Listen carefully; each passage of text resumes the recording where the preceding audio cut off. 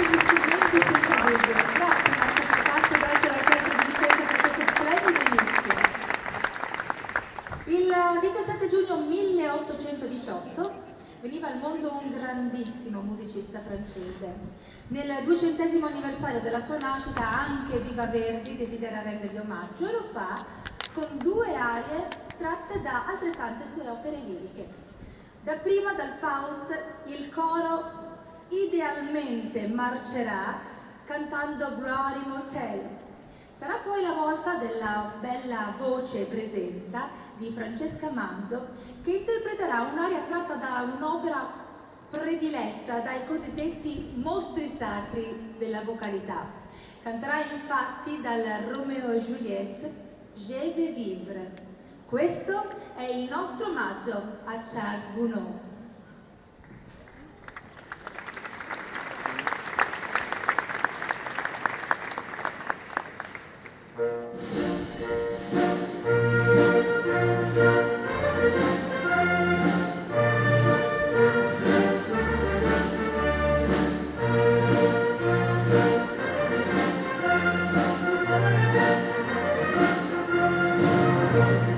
Gloire,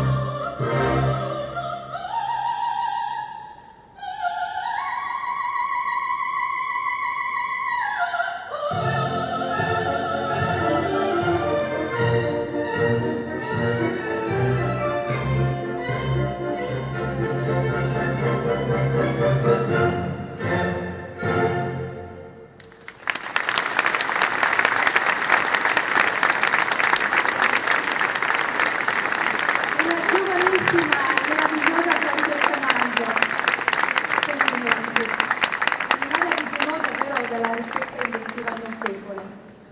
Probabilmente la romanza più celebre dell'opera pucciniana è quella che viene cantata da Cavaradossi, mentre nella tragica attesa di venire fucilato decide di scrivere un'ultima lettera all'amata Tosca.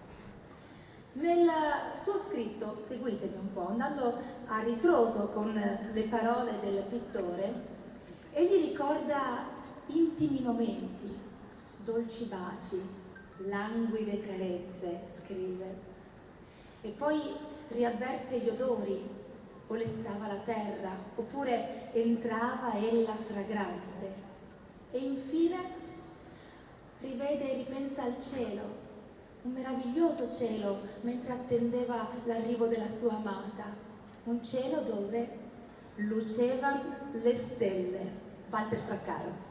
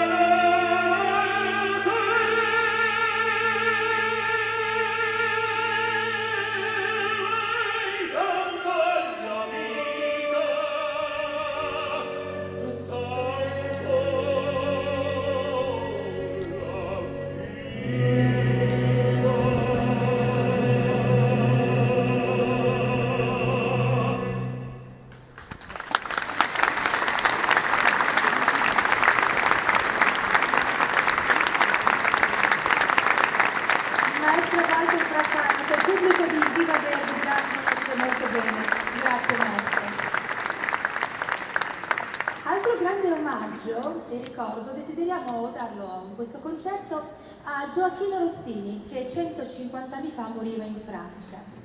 Una delle sue opere giovanili andò in scena per la prima volta, e senza fortuna alcuna, nel 1813, e pensate che solamente a partire dal 1985 il componimento cominciò ad essere presente saltuariamente nei cartelloni.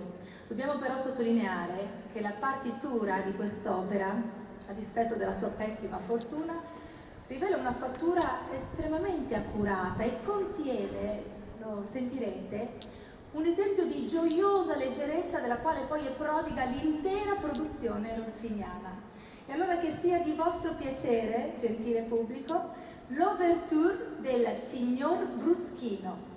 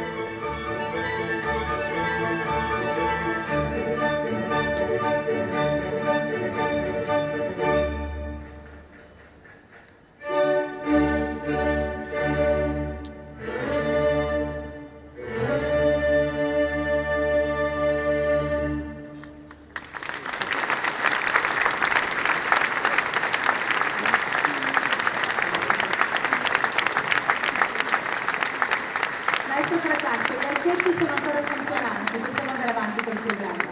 Veramente posso andare avanti benissimo. Perfetto, questo era doveroso assicurarsi insomma di questa cosa. Abbiamo conosciuto i due solisti di questo concerto. Soprano e tenore da sempre nel mondo dell'opera sono le voci che più vengono accostate per l'interpretazione e l'esecuzione di duetti, soprattutto se sono duetti d'amore. Violetta Valéry e Alfredo Germont si stanno innamorando dopo essersi conosciuti ad una sontuosa festa nella dimora della giovane cortigiana. Prima un travolgente brindisi, poi tutta la paura ed il timore di Violetta che mai prima aveva provato un sentimento d'amore. Follie, follie canta, lei che non è abituata a concedersi ad un unico uomo, lei che vuole vivere libera, lei che è la Traviata.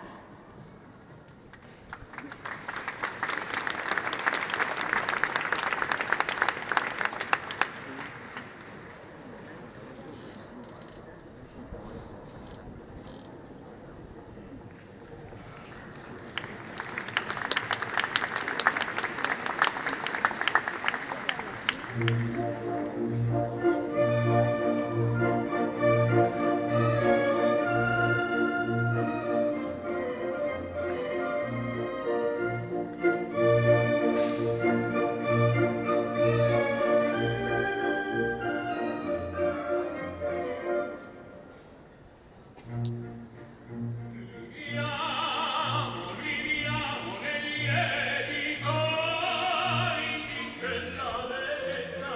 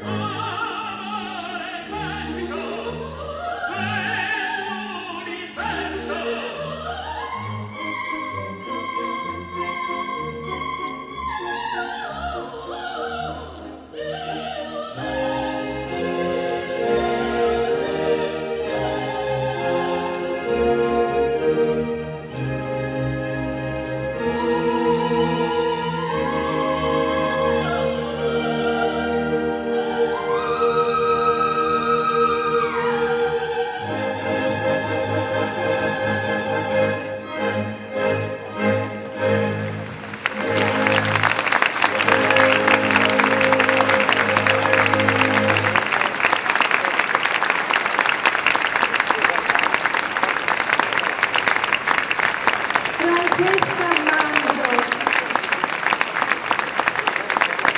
No, 25 anni questa Violetta Varelli, che studia alla Scala peraltro, ci ha incantato con la nota conclusiva, ma con tutta l'interpretazione un'aria solistica dalle caratteristiche vocali drammaturgiche notevoli. Per te Ricetta.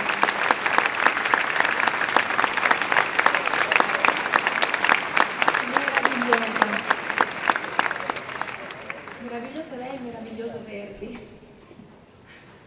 L'opera però che decretò il successo del musicista di Busseto non fu la Traviata, ma fu la terza da lui composta, il Nabucco. L'aria più celebre di questo componimento verrà ora eseguita dal coro dell'Orchestra di Vicenza sotto l'armoniosa direzione del maestro Giuliano Fracasso. Signore e signori, che giungano a voi sulle ali dorate le parole e la musica del Va Pensiero.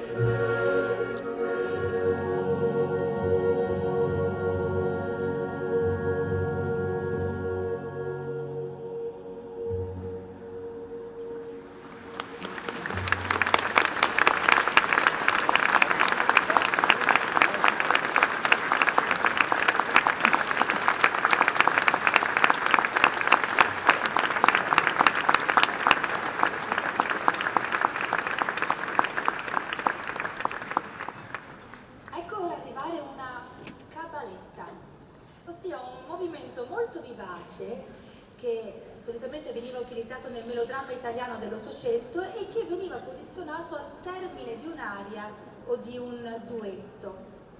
Nello specifico si tratta di una delle pagine più celebri che Giuseppe Verdi abbia mai scritto per tenore.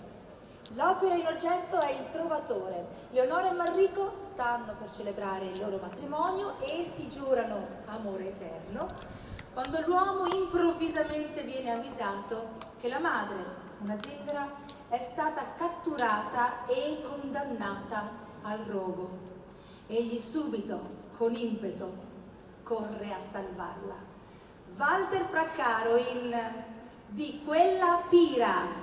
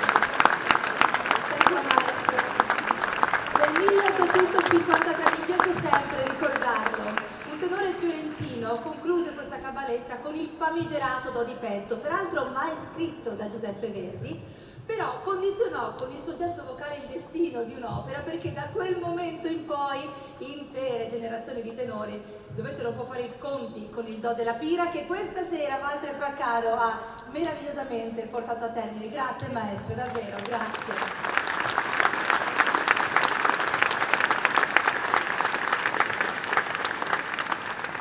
A tutti stasera, maestro. Cantanti sempre davvero molto talentuosi si sono avvicendati su questo palco. Tra i molti vi è anche un mezzo soprano che più da altri ha cantato a Viva Verdi. Vicenza è un po' la sua seconda patria, noi l'abbiamo vista qui tra il pubblico. Victoria Yamina.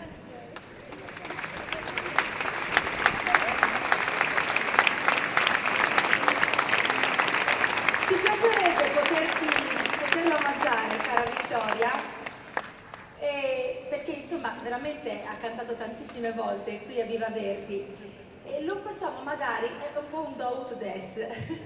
Noi desideriamo omaggiarla, lei magari avrà il piacere di eseguire per noi un'aria, magari dalla Carmen di Bizet, una vorticosa habanera che piace sempre molto, maestro. Lo so che fuori programma ci piacciono e sono certa che saprà accompagnare, precedere anzi l'esecuzione di Victoria con magari l'ouverture della stessa opera che è molto piacevole. Chiaramente, bravo maestro. E poi insieme apprezzeremo Victoria Yamina, Bizet, la Carmen.